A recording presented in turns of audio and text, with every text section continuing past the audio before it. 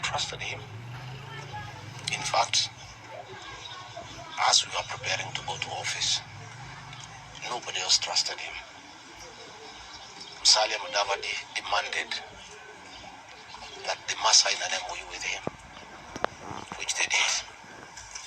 Moses Wetangula demanded that they must sign an MOU with him, which they did. Amason Kingi demanded the same.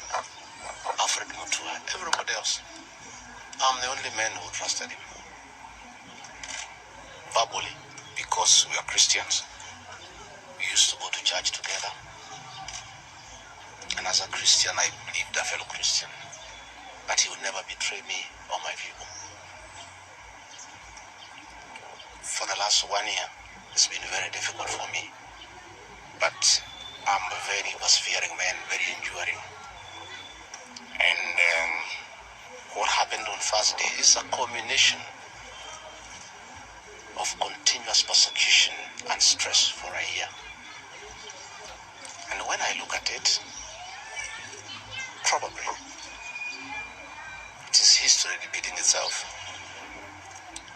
That President William Ruto wanted to take me the route President Daniel Arap Moi took Kenneth Matiba. He pushed Matiba up to getting a stroke and eventually dying.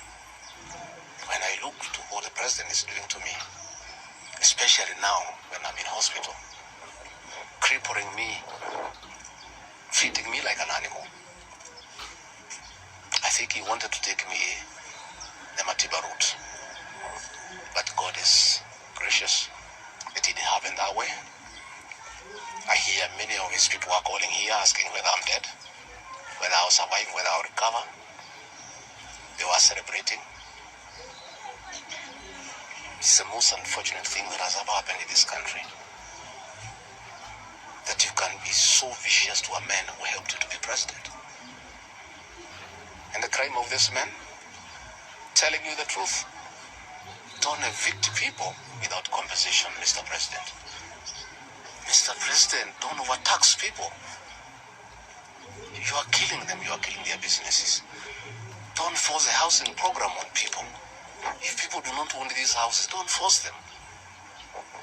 My only problem with the president is just being truthful, because nobody else can tell him. The framers of the 2010 Constitution wanted a deputy president who is elected as a Bava who can stand for the people. The charity we are being treated for, too, is get rid of an elected deputy president and appoint a control freak. A fellow you appoint who cannot ask a question, who cannot say anything.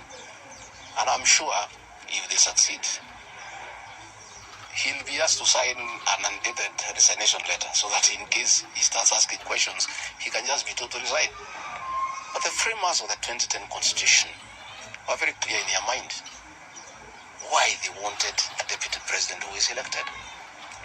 I'm the only man in the cabinet and in the whole government who can stand up to President William Ruto and tell him, hey brother, this is not right. This Adani thing is not good for the country. There's too much corruption, Mr. President. This housing thing is being forced down on the people of Kenya. And they don't like it. Please don't force it down on them. You know, situations where medical equipment that was being supplied by Kenyans to the Ministry of Health now has been given to one single Asian. I said, Mr. President, this is not right. We are killing our business people. So, as we speak, I say that my lawyers are in court. We have faith in our judiciary. And I requested that according to the rules of natural justice, I be accorded an opportunity to be heard in the Senate. You remember I presented myself to the National Assembly and defended myself. In the Senate, I was there day one. And even when the Speaker asked me to sit down to listen to the charges, I decided to stand up to face my accusers. I was there the following day. I was ready for cross-examination. The 11 counts is nothing but malice and fiction. It was a political game by the president to get rid of me.